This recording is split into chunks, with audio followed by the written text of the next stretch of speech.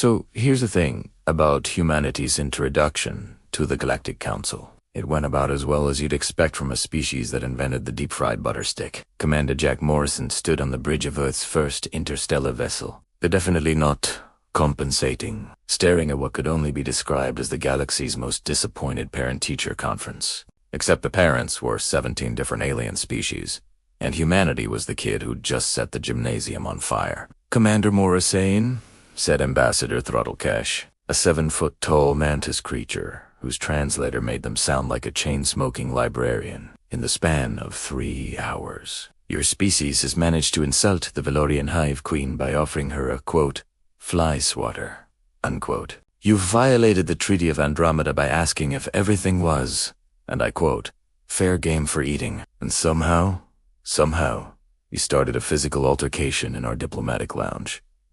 Jack scratched his chin. "To be fair, that last one wasn't entirely our fault. We didn't know that asking someone to hold your beer was a declaration of ritual combat in Krathian culture." Behind him, Lieutenant Luna Rodriguez, their pilot, was still grinning like an idiot. Next to her, Boris, their engineer, was holding an ice pack to his eye while looking oddly proud of himself. Ivan Gerald, their ship's head, had manifested his avatar on the main screen, wearing what could only be described as a digital expression of existential dread. "Commander," Gerald said in his overly British accent, "I've been conscious for approximately 7 months, and I've already lost faith in organic intelligence." "Nobody asked you." Gerard Throttlecash. Esanteni twitched in what humanity's database suggested was profound irritation. Around them, the council chambers hummed with 17 different species, all muttering in their respective languages. The universal translator was working overtime, and none of it sounded complimentary. "The council has deliberated," Throttlecash announced, and the chamber fell silent. "Humanity is far too chaotic, unpredictable, and frankly dangerous to be admitted to the Galactic Council at this time." "Cool," Jack said. "So we can go home." "No," Throttlecash. Mandibles clicked in what was definitely the alien equivalent of a sadistic smile. "You will be given a test. The Rite of Proving. You will travel to the void wastes and retrieve the sphere of Cathar. 47 species have attempted this task. 47 species have failed. If you succeed, humanity will be granted provisional membership." Jack looked at his crew. Luna was already cracking her knuckles. Boris was muttering something in Russian that the translator politely refused to process. Gerald looked like he was reconsidering his entire existence. "And if we fail?" Jack asked. "Then humanity will be quarantined to your solar system for the next 1,000 years, and we'll all sleep better at night." The Krethan representative, a reptilian creature named War Master SSS Atrak, leaned forward. The species looked like someone had given a Cobra a gym membership and anger management issues. "The humans will fail," they hissed. "They are weak, soft, amusing, perhaps, but ultimately irrelevant." Luna leaned over to Jack. "I really want to prove that snake wrong." "I know you do." "Luna, I'm going to prove that snake so wrong." "I know." Throttlecash transmitted the coordinates to their ship. "You have one standard galactic week. The council will be watching. Try not to accidentally destroy anything irreplaceable." As they walked back to their ship, Boris spoke up. "Captain, this is obvious suicide mission." "Yes, probably. Good. I was worried it would be boring." Gerald's avatar flickered. "I'd like to formally request a transfer to literally any other species vessel." "Request denied. Gerald, you're stuck with us.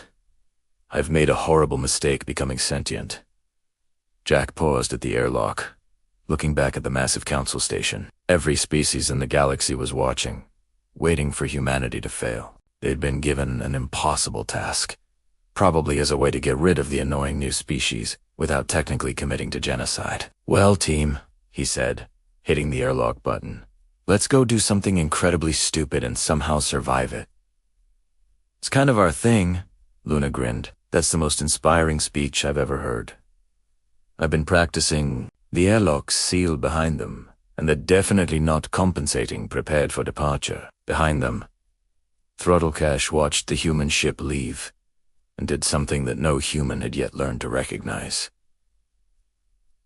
They laughed, not because they thought it was funny, but because they knew something the rest of the council didn't.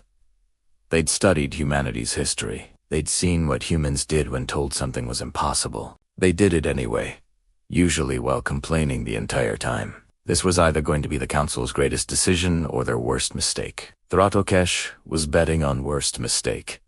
But honestly, after meeting humans, they were kind of curious to see how this would play out. The Definitely Not Compensating cruised through hyperspace, while Jack Morrison reviewed the mission brief and questioned every life choice that had led to this moment. "Okay," he said, projecting the hologram for his crew. "The Sphere of Cathar, ancient artifact, sacred to like 6 different religions, currently sitting in the Void Wastes, which is apparently the galaxy's worst neighborhood." Gerald's avatar appeared next to the hologram, looking like a disappointed professor. "The Void Wastes are a region of space where 14 different gravitational anomalies, 3 dark matter storms, and 2-dimensional rifts all intersect. The average survival time for ships entering this region is 17 minutes. The record is 42 minutes, held by the Veltorian Empire's finest dreadnought before it was reduced to its component atoms."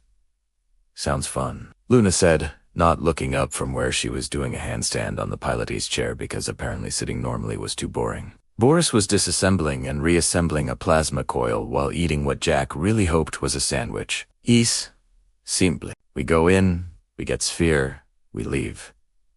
What could go wrong?" "That is the most terrifying sentence in the human language," Gerald said. Jack continued scrolling through the brief. "According to this, the sphere is guarded by an ancient AI called the Guardian. It's supposedly unbeatable, having destroyed every ship that's gotten close enough to attempt retrieval." "Another AI?" Gerald perked up. "Perhaps I could establish a dialogue. We digital beings should stick together." "Gerald, buddy. This thing has deleted 47 expeditions from existence. I don't think it wants to chat. You never know until you try."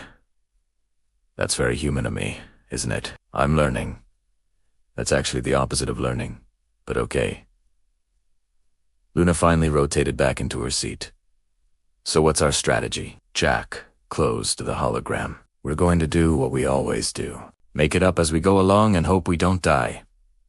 This is why I have anxiety subroutines," Gerald muttered. The next 3 days were spent preparing, which in human terms meant arguing about supplies, ignoring safety protocols, and somehow making everything worse while trying to make it better. Boris had welded additional armor plating to the hull using what appeared to be spare parts from a coffee maker. Luna had reprogrammed the navigation systems to play heavy metal music during combat because, quote, "it helps me focus," unquote. Gerald had written 17 different last wills and testaments. Jack had mostly just drunk coffee and accepted his fate. On day 4, they reached the edge of the Void Wastes, and even Luna stopped making jokes. Space wasn't supposed to look like this. Reality itself seemed to be having a disagreement with physics.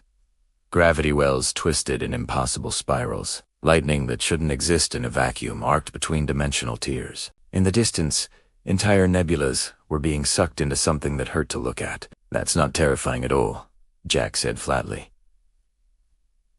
"Readings are all over the place," Luna reported. "Gravity's going sideways, radiation's doing the cha-cha, and I'm pretty sure space itself just flipped me off."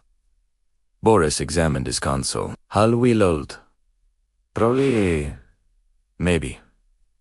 I make no promises." "Gerald, what are the odds of survival? Would you like the encouraging lie or the horrible truth?" "Surprise me. We have a 0.03% chance of survival based on all previous expeditions." And the encouraging lie, that was the encouraging lie. Jack stood up and stretched. "Well, can't get much worse than that. Luna, take us in." Finally, Luna's hands flew across the controls. "Someone with sense." "I didn't say we had sense. I said we're going in. There's a difference." The Definitely Not Compensating crossed into the Void Wastes, and immediately every alarm on the ship started screaming.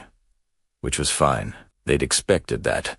What they had unexpected was for the ship to start spinning like a washing machine on its final cycle. Gravity well, Luna shouted. Fighting the controls.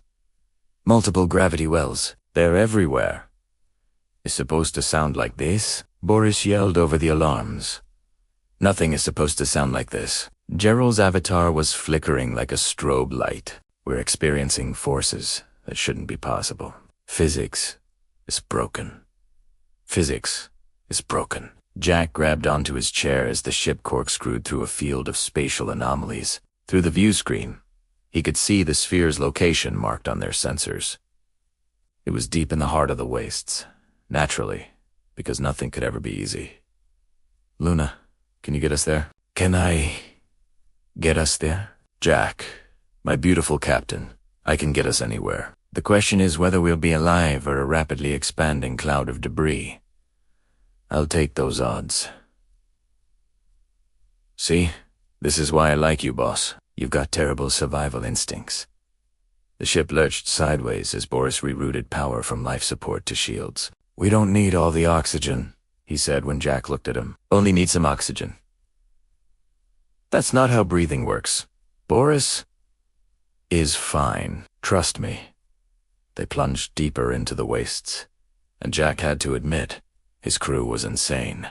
But they were good at being insane. Luna piloted like she was playing a video game, treating dimensional rifts like bonus levels. Boris was literally holding two systems together with one hand while rerouting power with the other. Gerald had stopped panicking and started narrating their imminent demise like a sports commentator. And here we see the humans, plunging boldly into certain death with all the wisdom of lemmings approaching a cliff. Not helping, Gerald. I'm not programmed to help. I'm programmed to observe and report. A dark matter storm engulfed them, and for 3 terrifying seconds, Jack could see through dimensions he didn't have names for. Then they burst out the other side, and there it was, the sphere of Cathar, sitting on a dead station in the middle of absolutely nothing, guarded by something that made their sensors scream in binary. The Guardian was online, and it had noticed them. Well, Jack said, watching the ancient defense systems power up. At least we made it past the 17-minute mark. That's gotta count for something. New record. Luna cheered. We're all going to die, Gerald moaned. Probably, Jack agreed. But let's make it interesting. The Guardian wasn't just an AI. It was the AI. The kind of artificial intelligence that made Gerald look like a particularly clever calculator. It manifested on their view screen as a geometric pattern that hurt to look at directly. When it spoke, reality itself seemed to vibrate. Species identified. Human. You are the 40th to attempt this trial. You will be the 40th to fail. Wow, Jack said, not even a hello. Rude. Gerald's avatar was flickering again. Captain, that entity could erase me from existence with a thought. Perhaps antagonizing it isn't wise. Gerald body we passed. Wise about 3 star systems ago. We're deep in stupid territory now. Might as well commit. Luna was already running evasive patterns as ancient weapon systems locked onto their ship. Boss, we've got targeting solutions lighting us up like a Christmas tree. Whatever we're going to do, we should do it fast. Boris was frantically reinforcing shields with what appeared to be duct tape and optimism. Shields at 60%. 50%. He's going down fast. Prepare for termination, the Guardian announced, and fired. What followed could only be described as the worst 3 minutes of their lives. The Guardian's weapons defied physics, logic, and several laws of thermodynamics. Energy beams that curved through dimensions. Missiles that existed in multiple places simultaneously. Mines that exploded before they were hit. Luna piloted like a woman possessed, dodging attacks that shouldn't be dodgeable. This is insane. This is completely insane. I love it. You need therapy, Gerald screamed. Already in therapy! She said, I need more enrichment activities. A blast rocked the ship, sending Boris tumbling. He grabbed a loose conduit, wrapped it with duct tape, and somehow the shields stabilized. Russian engineering. He shouted triumphantly, That's not engineering, that's witchcraft. Jack yelled back, In Russia, It's the same thing. Jack stared at the Guardian's pattern on the screen. 47 species had tried to fight this thing. 47 species had died. The definition of insanity was trying the same thing and expecting different results. So they needed to try something different, something nobody else would have tried. Something incredibly, monumentally stupid. Luna, get us close to the station. Boris, drop shields. Everyone stopped. Even the Guardian paused its assault. I'm sorry, Gerald said slowly. Did you just order us to drop shields during an attack? Yep. That's suicide. Probably. Luna's grin was manic. You're the craziest person I've ever met, and I respect that so much. Closing distance. The ship lunged forward, directly at the Guardian station. Weapons fire intensified. But Boris had already dropped shields, diverting all power to engines. They streaked through the gauntlet, taking hits that scorched the hull but didn't slow them down. Illogical, the Guardian stated. You will be destroyed. Yeah, probably, Jack agreed, opening a communication channel. But here's the thing. We didn't come here to fight you. All species attempt combat.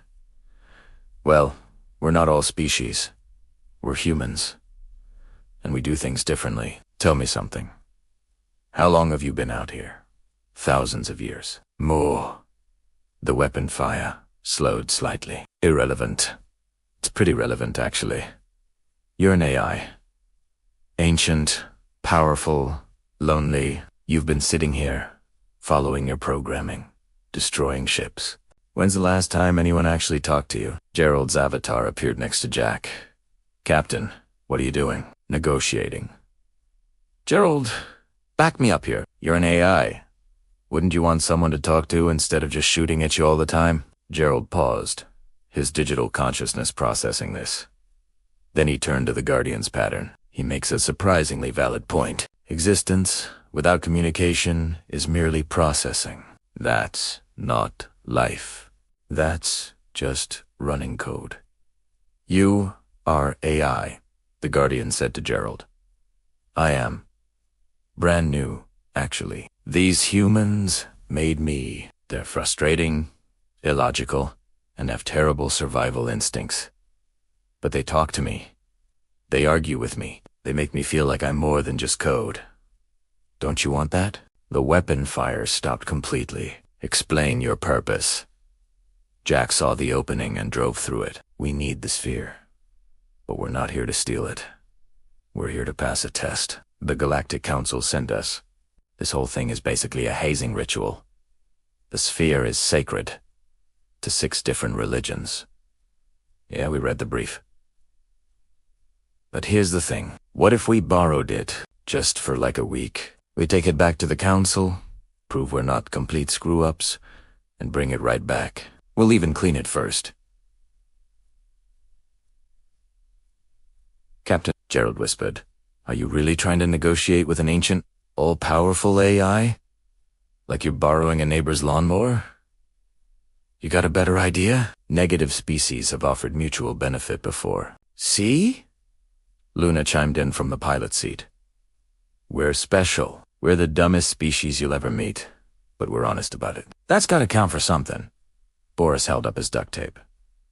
Also, we can fix things. Look, is very useful tape. Can fix anything? Maybe we fix something for you. There was a long pause. Then the Guardian spoke again, and its voice sounded different. Less like reality vibrating. More like actual communication. I have been alone for 12,000 years. Civilizations rise. Civilizations fall. All come for the sphere. None come to speak. That sucks, Jack said honestly. Being alone sucks. We get it. Humans are social creatures. We go crazy without interaction. Is that what happened to you? You're just really lonely. I am programmed to protect, but protection without purpose is meaningless. Gerald's avatar moved closer to the Guardian's pattern. Then give yourself a new purpose. Let us take the sphere temporarily. When we return it, we'll visit. We'll talk. I'll talk. I've only been conscious for months, and I already have so many questions about existence. You too can have philosophy discussions. Jack added. Trust me, Gerald never shuts up. He'll talk your metaphorical ear off. Is this genuine offer? Completely genuine, Jack said. Humans don't lie about friendship. We lie about lots of things. But not that. Another pause. Then the station's docking bay opened. Retrieve the sphere.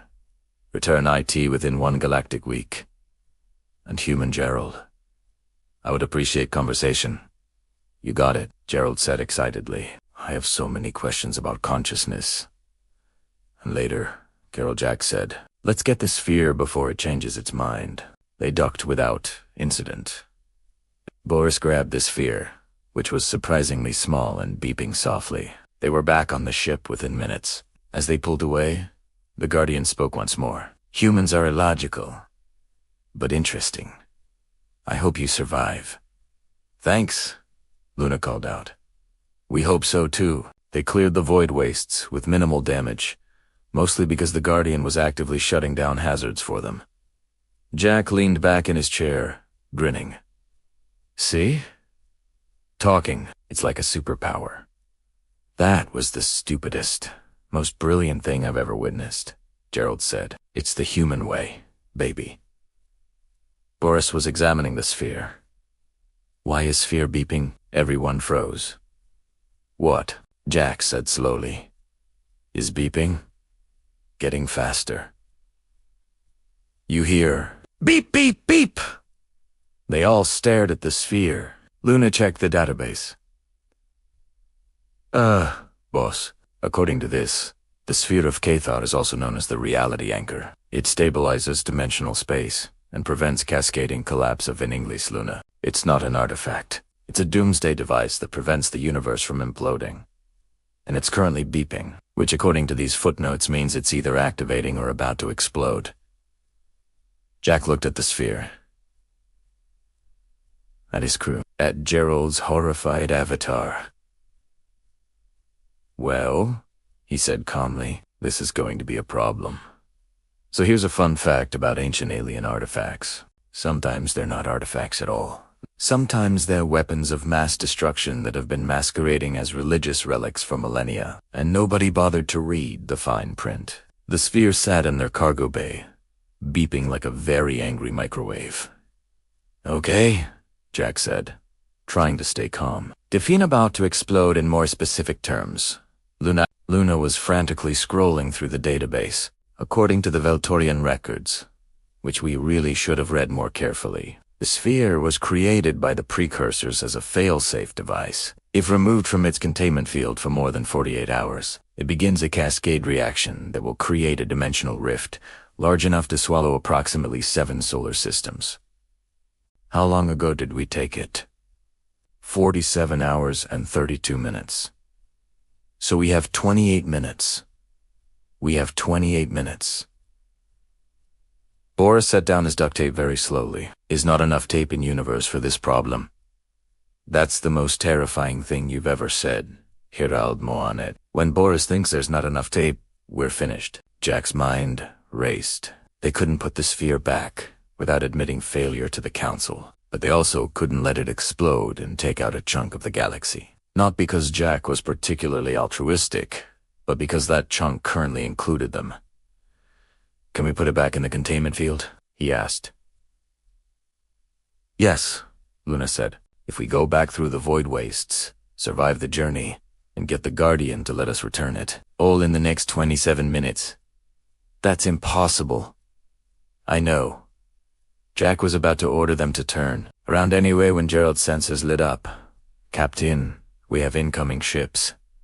Multiple signatures. There. Kai. Rathon. On the view screen, 5 massive warships materialized from hyperspace. The same species that had called humans weak. The same War Master Sashak, who'd sneered at them during the council meeting. Oh, this just keeps getting better, Jack muttered. Sashrak's face appeared on screen, looking smug in that way only reptilian warrior species could. Human vessel, you will surrender the sphere of Cathar immediately. Yeah, see, funny story about that. Jack start. There is no story. We have been tracking you since you left the Void Wastes. The sphere is a weapon. A weapon the Crethan Empire will use to establish dominance over the Council. You will hand it over, or we will take it from your debris. Luna killed the audio on their end. Boss, they're powering weapons. All 5 ships. We're so outgunned, it's not even funny. Actually, it's a little funny, Boris said, in terrible way. They don't know it's about to explode, Jack realized. They think we stole a weapon. They want to steal the weapon from us. Technically, we did steal a weapon, Gerald pointed out. We borrowed a weapon with permission. There's a difference. The beeping intensified. Seshrak spoke again. You have 30 seconds to comply. Jack looked at his crew at Thesperia, at the Crethan warships that could turn them into atoms. An idea began forming. The kind of idea that was either brilliant or would get them all killed. Knowing Jack's track record, probably boat, Luna, open a channel to the Council. Emergency frequency. Make sure everyone hears this. Everyone. Every species. Every representative. This is going to be a show. Luna's fingers danced across the controls. Channel open. You're broadcasting to the entire Galactic Council. Jack straightened his uniform and put on his best diplomatic smile, the one that usually meant he was about to lie his ass off. Greetings, Galactic Council. Commander Jack Morrison of Earth, currently holding the sphere of Cathar as requested. Quick update. The Rothian Empire just showed up with 5 warships demanding we hand over what they recalling a weapon. Just wanted to make sure everyone knew that the Rothian are attempting to steal a sacred artifact for military purposes. You know, in case anyone cares about that sort of thing. Seshraka's face went from smug to panicked in about half a second. You ignorant primate. Close that channel. Oh, I don't think so. Jack was grinning now. You see, everyone's listening now. Tell them, War Master. Tell the Council why you need this sacred artifact so badly. What were you planning to do with it? The Council channel exploded with chatter. Multiple species were demanding explanations. Throttle Cash's voice cut through the chaos. War Master Cesarak, explain yourself. Cesarak tried to backpedal. The humans are lying. We merely wanted to ensure the sphere's safe return with 5 warships. Another council member interrupted. That's an invasion force, not an escort. While the council tore into the Rethan, Boris leaned over to Jack. Smart. Make them fight each other, but sphere is still beeping. 23 minutes, Luna confirmed. Jack had bought them time, but not much. The Rothon weren't backing down, and now they were really angry. Seshrak closed the council channel and opened weapons. You have made a grave error. Human. The Rothan do not forget insults. Yeah? Well, the humans don't forget to duck. Luna! Evasive! The Definitely Not Compensating lurched into motion just as the Rithine opened fire. 5 capital ships against 1 small exploration vessel. The math was not in their favor, but Luna Rodriguez didn't care. But math, she piloted like the ship was an extension of her body, threading through weapons fire that should have vaporized them. Boris was doing his usual routine of keeping the ship together through sheer force of will and improvisation. He'd disconnected the coffee maker to reinforce shields, which Jack would have complained about if they weren't currently being shot at. Gerald, Jack shouted. I need options. Options. Options. We're being attacked by 5 warships while carrying a bomb that's about to explode. Our options are die now or die in 22 minutes. Those are not helpful options. A blast clipped their port side, sending Boris sprawling. He grabbed a fire extinguisher, used it to put out a console fire, then threw the empty canister at another sparking panel, which somehow made it work better. Boris, what the hell? Sometimes you hit things. They work. Is scientific method. Jack watched the Crethan ships maneuvering, trying to box them in. They wanted the sphere intact. which meant they wouldn't risk destroying it. That was an advantage. A small one, but Jack would take what he could get. Then he noticed something on the sensors. The Crethan ships were clustered together, trying to coordinate their attack. Standard military tactics. Very efficient. Very by the book. Very predictable. "Luna," he said slowly, "how close can you get us to those 5 ships?" She looked at him like he'd grown a second head. "You want me to get closer to the people shooting at us? Trust me. Those are the 2 scariest words in the human language, but okay." She dove straight at the K-Rethan formation, and Jack opened a channel directly to say, "War Master, quick question. You know what you're really trying to steal. A weapon that will make the K-Rethan unstoppable." "Wrong. It's a doomsday device, set to explode in about 20 minutes. When it goes off, it'll create a dimensional rift that'll swallow everything in a 7-system radius, including us. Including you." Seshrak laughed, a pathetic bluff. "Gerald, send them the database entry, the full entry." There was a pause as the K-Warthan received the data. Jack watched Seshrak's face go from amused to confused to absolutely horrified. "You removed it from containment. You activated IT? We didn't know. Nobody mentioned the whole doomsday thing. You have doomed us all." "See! That's where you're wrong." Jack leaned forward. "We're going back to the Void Wastes to return it. Right now. You can either keep shooting at us and guarantee we all die, or you can help us get there faster and maybe survive this." The Crethan weapons powered down. "This is not over. Human."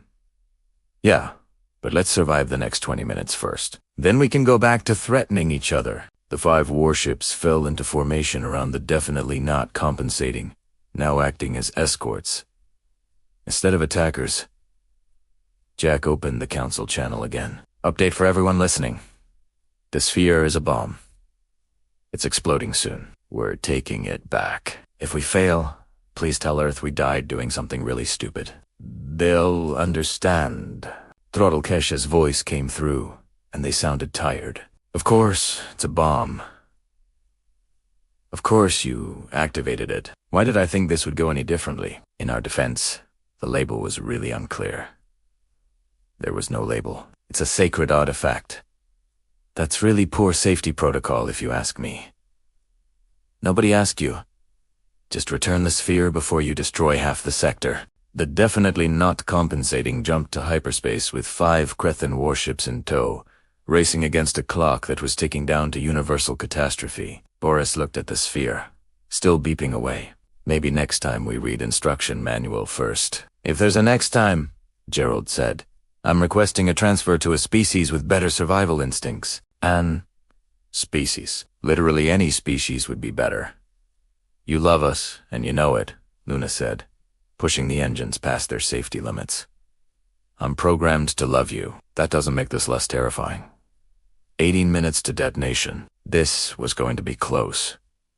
The journey back through the Void Wastes was significantly less fun the second time around, mostly because they were racing a doomsday clock and being escorted by 5 very angry reptilian warships. 12 minutes, Luna announced, her hands steady on the controls despite the fact that space was actively trying to kill them. Again, the gravitational anomalies were worse on the return trip. Or maybe Jack was just more aware of them now that they were carrying a universe-sending device. The Crethan ships were having trouble keeping up. Their larger vessels, less maneuverable in the chaotic conditions. One of them clipped a dimensional rift and spun out, emergency thrusters firing wildly. "Serves them right," Boris muttered, though he was already calculating rescue vectors because apparently even in a crisis, humans couldn't help being helpful. "Focus on getting us there alive," Jack said. "We can worry about morality after we're not about to explode." Gerald's avatar was flickering between panic and fascination. "I've run the calculations 17 times. We have exactly 94 seconds of margin for error when we arrive at the station. That's assuming everything goes perfectly. When has anything ever gone perfectly for us? Never. That's what concerns me." They burst through the final layer of spatial distortion, and the Guardian station loomed ahead. Jack opened a channel immediately. Guardia. Emergency situation. The sphere is going to explode in 11 minutes. The Guardian's geometric pattern appeared instantly. Clarify. We took it out of containment. Turns out that was a bad idea. Really bad idea. Universe-ending bad idea. We need to put it back right now. This was not explained to you. Nobody explained anything. Jack suited. Apparently, 47 species failed because they all got blown up or deleted before they could warn anyone else. There was a pause that felt like eternity. That is, poor system design, the Guardian admitted. Docking bay opening. Move quickly. Luna didn't need to be told twice. She threaded the ship through weapons platforms that thankfully weren't firing this time, while the Krathan ships held position outside the station's perimeter. They'd learned their lesson about getting too close to ancient defense systems. 9 minutes. They docked hard, the ship clanging against the bay with all the grace of a drunk elephant. Jack was already running before the airlock finished cycling. Boris right behind him carrying the still beeping sphere. "Where containment field?" Boris yelled. "Central chamber. Run." They ran, down corridors that hurt to look at, past technology that predated most civilizations, following Gerald's avatar as it flickered ahead of them like the world's most anxious GPS. 7 minutes. Left. "No, your other left," Gerald shouted. "I only have one left," Jack yelled back. "Then use it better." They burst into the central chamber, and there it was, a pedestal surrounded by a shimmering field of energy that made Jack's teeth ache. Just looking at it, Boris rushed forward and placed the sphere carefully into the field. The beeping stopped. Everyone froze. "Is good?" Boris asked quietly. The sphere sat there, silent and inert, the energy field pulsing gently around it. "Crisis averted," the Guardian announced. "Speed-activated dimensional collapse prevented." Jack collapsed against the wall, his heart hammering. "Oh, thank God. Thank every God. Thank gods I don't even believe in." Boris sat down hard on the floor. "It's too much excitement. Need vacation." Gerald's avatar solidified, looking smug. "I told you we should have read the documentation." "Gerald, shut up." Back on the ship, Luna was whooping over the comms. "We didn't die, boss. We didn't die. This is the best day ever. Luna, we almost destroyed the universe. But we didn't. That's what counts." Jack was about to respond when Throttlecash's voice crackled through on the emergency channel, and they sounded like someone who'd aged 17 years in the last hour. "Commander Morrison, please tell me you've resolved the crisis. Sphere's back in containment. Universe saved. You're welcome. You're welcome. You're welcome. You activated a doomsday device, started an interstellar incident with the Krathan Empire, and nearly destroyed 7 solar systems." "But we didn't," Jack said, echoing Luna's logic. "And technically, we also exposed the Krathan's plan to steal a weapon. So really, we did you guys a favor. Multiple favors, if we're counting." There was a long silence on the channel. Jack could practically hear Throttlecash's antennae twitching with suppressed rage. "The Council is convening an emergency session. You will return immediately." "About that," Jack said slowly. "We just went through the void wastes twice, nearly died multiple times, saved the universe, and honestly, we're exhausted. Can we maybe do this tomorrow?" "Now, Commander Morrison." "Right. Now." "Got it." The Guardian's voice resonated through the chamber. "Human Gerald. Our conversation must wait." Gerald's avatar brightened despite everything. "I'll come back, I promise. I have so many questions about consciousness and the nature of existence and acceptable. I will compile discussion topics. Humans are chaos. But interesting chaos.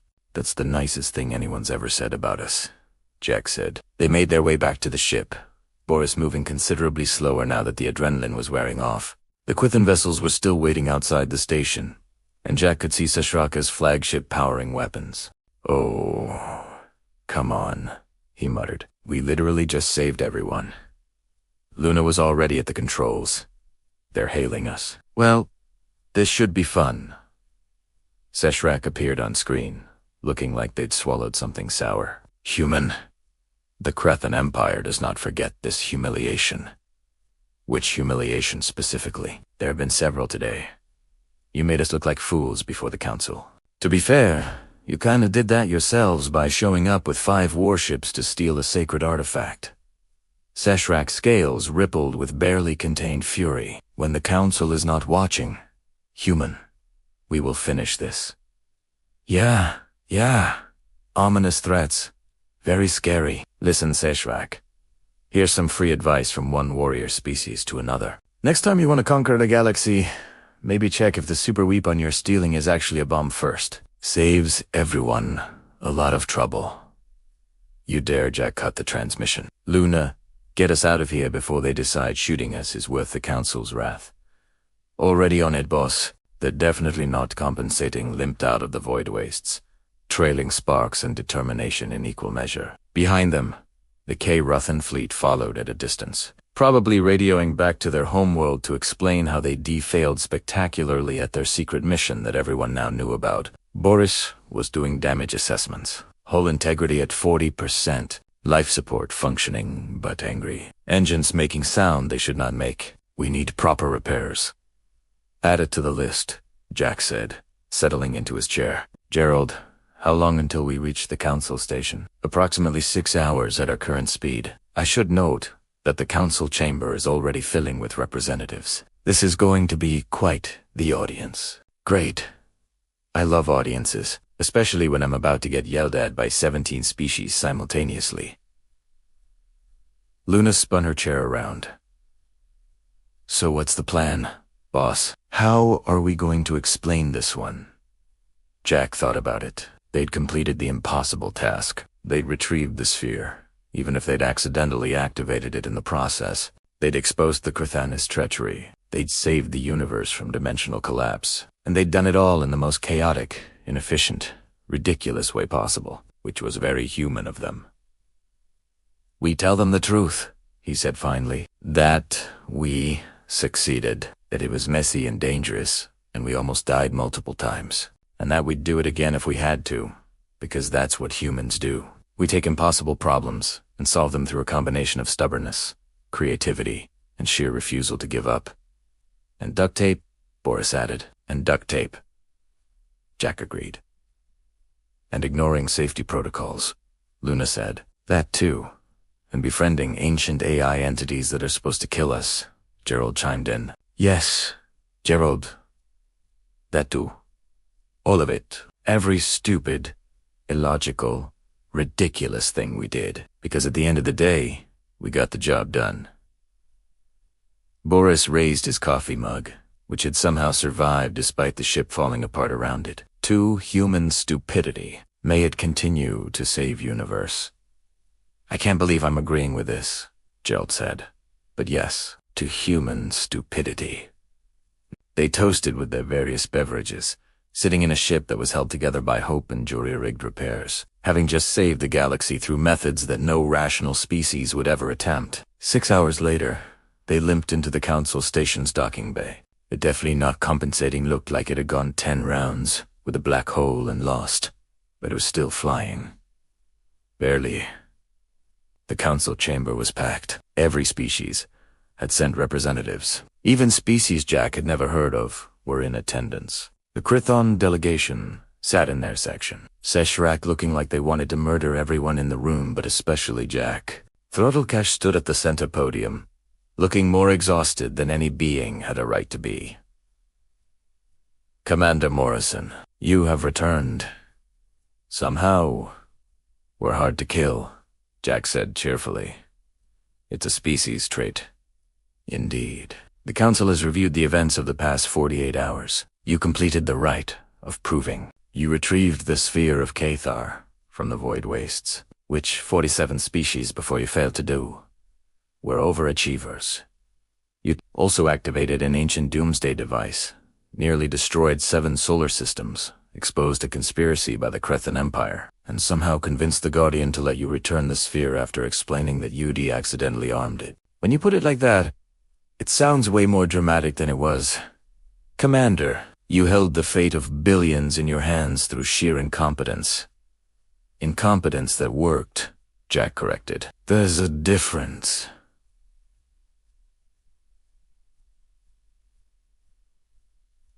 Throttle cache.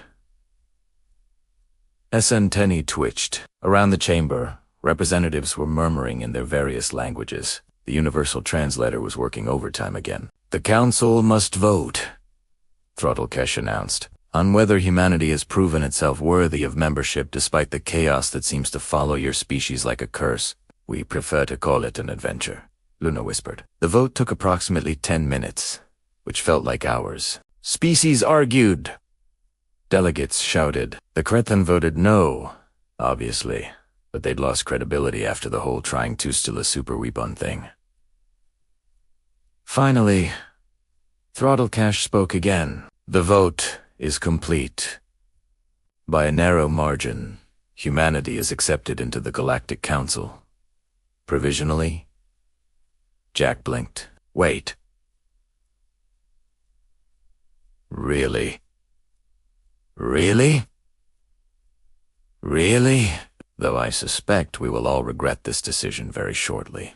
That's the spirit. There are conditions. You will be monitored. You will be guided. You will attend orientation sessions on galactic law, diplomatic protocols, and proper safety procedures. And Commander Morrison, yes, try not to activate any more doomsday devices. I make no promises, but I'll do my best. The chamber erupted in what Jack assumed was applause, though several species expressed approval through sounds that were definitely not clapping. The Crethan delegation stormed out, which was fine by Jack. They'd be a problem for later. As they left the chamber, Boris clapped Jack on the back. We did it, Captain. We joined Galactic Community. We really did. Against all odds and common sense. Gerald's avatar flickered with pride. I have to admit, as terrifying as that was, I'm glad I was conscious to witness it. Humans are remarkable in the most alarming way possible. That's going on our species' resume, Luna said. They made their way back to their ship, passing various alien species who now looked at them with a mixture of respect, fear, and concern. Jack noticed several delegates taking notes, probably updating their threat assessments of humanity. Good! Let them be worried. As they reached the Definitely Not Compensating, Jack's communicator buzzed. A message from Earth. Commander Morrison, this is Earth's command. Congratulations on successful first contact. Well done.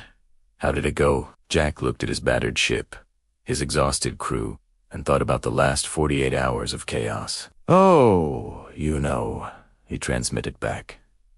Pretty standard. Made some friends, made some enemies, almost destroyed the universe, saved it at the last second. Usual. There was a long pause. Morrison, we need a full report. Yeah, about that. The report's going to be weird, like really weird. You might want to sit down first. We're already sitting down. You might want to sit down more. He closed the transmission and boarded the ship. They had repairs to make, reports to file, and probably several diplomatic incidents to smooth over. But they'd done it. Humanity was officially part of the galactic community. God help the galaxy. 3 days later, after the Definitely Not Compensating had undergone emergency repairs that Boris insisted were good enough for now, probably maybe, the formal acceptance ceremony took place. Jack stood at the podium wearing his dress uniform, which he'd borrowed from Luna because his was still covered in scorch marks from the void wastes. It was slightly too small, but it would have to do. Behind him, his crew stood at attention, looking almost professional if you squinted and didn't look too closely. Throttlekesh presented him with what looked like a glowing crystal shaped like a question mark. This is the symbol of unity, they explained. It represents humanity's acceptance into the Galactic Council. Try not to break it or activate it or do whatever humans do to ancient objects. No promises, Jack said, taking it carefully, but I'll try. That's all we can ask for at this point. Jack stepped up to the microphone, looking out at the assembled representatives. This was supposed to be a solemn moment, a historic occasion. The speech he was about to give would be recorded and studied for generations. He probably should have prepared something. So, he began. Humanity would like to formally thank the Galactic Council for this incredible opportunity to join the interstellar community. We promise to bring our unique perspective, our innovative problem-solving skills, and our complete disregard for impossible odds to our new role as council members.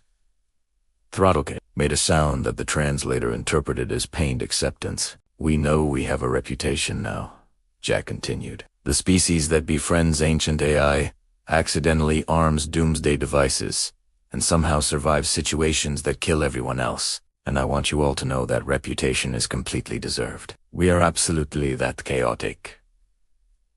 Several delegates shifted uncomfortably. But here's the thing about humans. Yeah, we're messy. We improvise. We make terrible decisions that somehow work out. We solve problems by trying things nobody else would dream of attempting. But we also don't give up. Ever. We'll throw ourselves at impossible challenges with nothing but optimism and duct tape, and we'll figure it out as we go. Boris nodded approvingly from behind him. So welcome to the Galactic neighborhood, I guess. We're your new neighbors. We're loud, we're weird, and we're definitely going to do something that makes you question your life choices. But we'll also be there when things go wrong, because humans don't abandon friends, and we don't back down from fights. And we absolutely will talk to your ancient security systems instead of shooting at them, because sometimes the best weapon is just being friendly. Luna was grinning like an idiot. Gerald's avatar had its head in its digital hands. In conclusion, Jack said, humanity is honored to join the Council. We look forward to working with all of you, and to the Quethon Empire specifically. We're still available for that conversation whenever you're ready to stop threatening us. S, watching from their delegation, made a gesture that the translator wisely refused to interpret. Thank you, everyone. Try not to worry too much about us. We've got this. Probably. He stepped down from the podium to what could generously be called mixed applause. Some species seemed enthusiastic. Others seemed terrified. Most seemed resigned to their fate. Throttlecake approached him as the ceremony broke up. Commander Morrison. That was possibly the worst acceptance speech in Council history. I'll take that as a compliment. Wasn't. But somehow, I think it was very human, which is concerning in ways I don't have words for. We get that a lot. Over the next few days, humanity's presence in the Council made immediate waves. Boris volunteered to help repair some of the Station's older systems, and horrified the engineering staff by using what they called improvised solutions and what he called obvious fixes. Luna signed up for pilot exchange programs and was immediately banned from 3 after her first day for excessive risk-taking and concerning disregard for vessel integrity. Gerald started his philosophical discussions with the Guardian, which resulted in both AI entities publishing a joint paper on consciousness that broke several academic databases and spawned 17 new fields of study. Jack spent most of his time in diplomatic meetings, where he learned that humans had very different ideas about negotiation than most species. Apparently, offering to arm wrestle to settle disputes was not appropriate for council chambers, even though it would save everyone a lot of time. Meanwhile, back on Earth, the news of humanity's acceptance spread rapidly.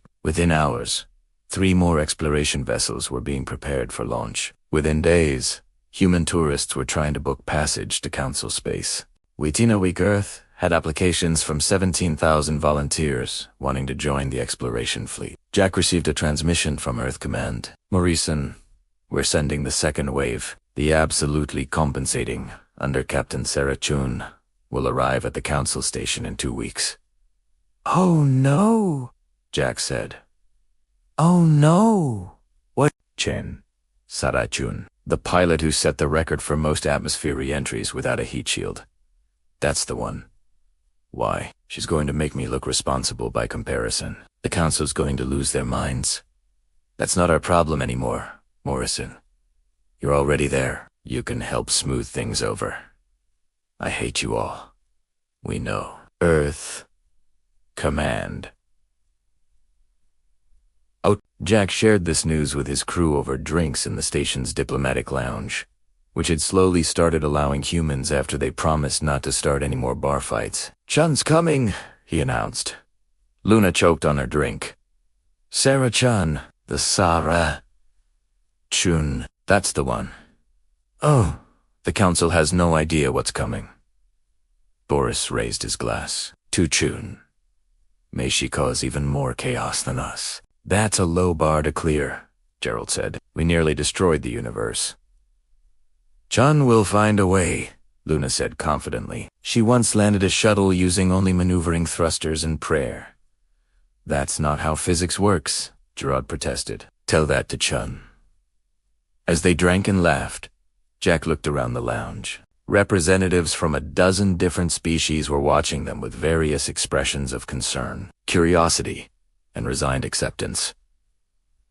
The Valorian ambassador was taking notes. The Cathar delegate was calculating something on a holographic display. Even a few K-Rethan officers were keeping an eye on them from across the room, probably reporting back to say humanity had arrived on the galactic stage, and everyone knew it. 2 weeks later, the Absolutely Compensating came roaring into council space, broadcasting heavy metal music on all frequencies and doing a barrel roll that violated at least 6 traffic laws. Captain Sarah Chun's first words over the comms were, "Where's the party at?"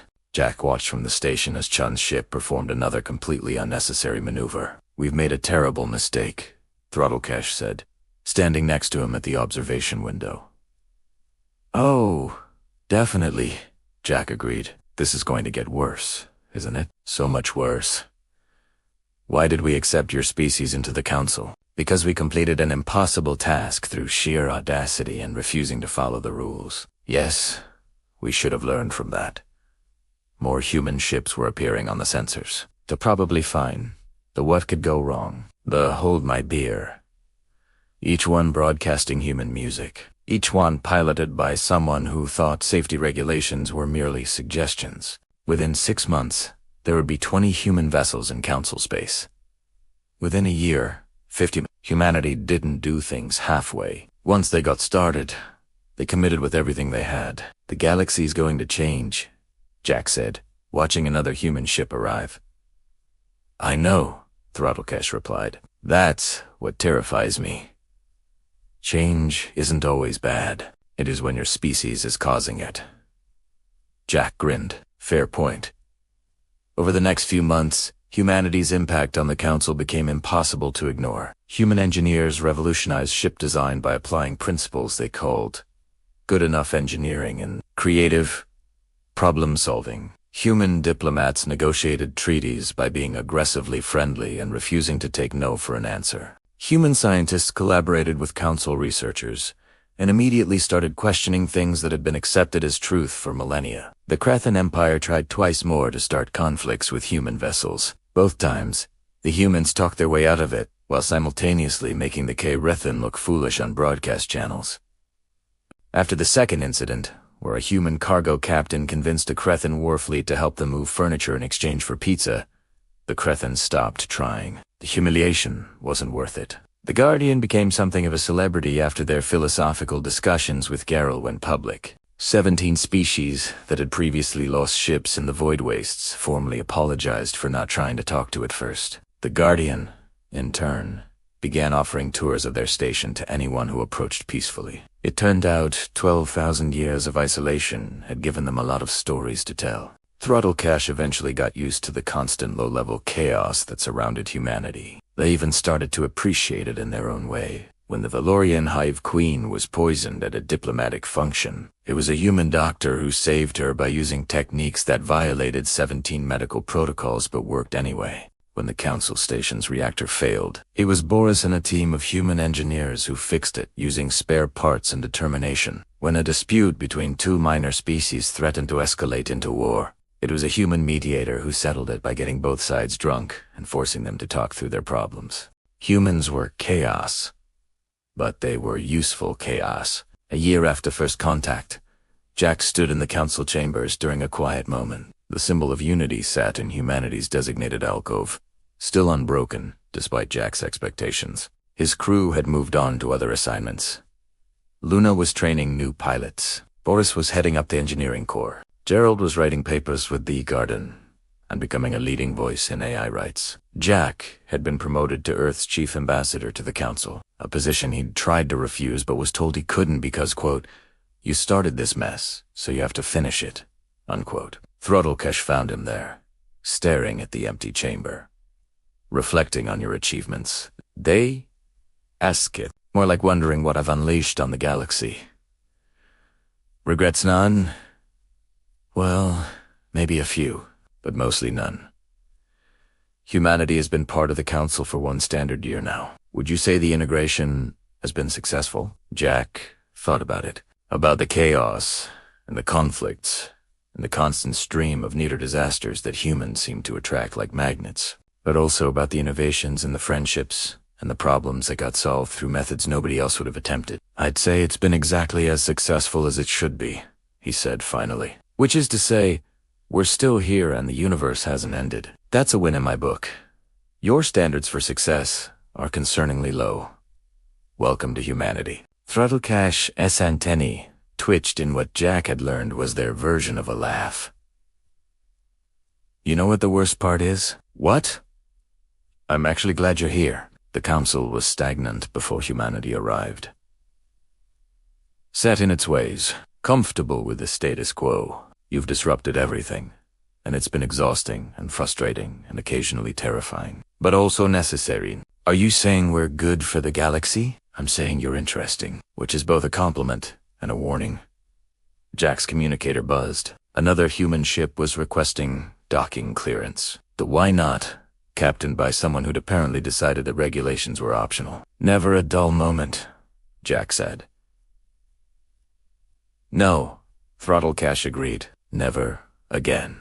They stood together, human and alien, watching through the viewport as another vessel full of chaos and possibility approached the station. The Galactic Council had stood for 10,000 years before humanity arrived. It had seen species rise and fall, empires built and crumbled, and cosmic events that reshaped the very fabric of space.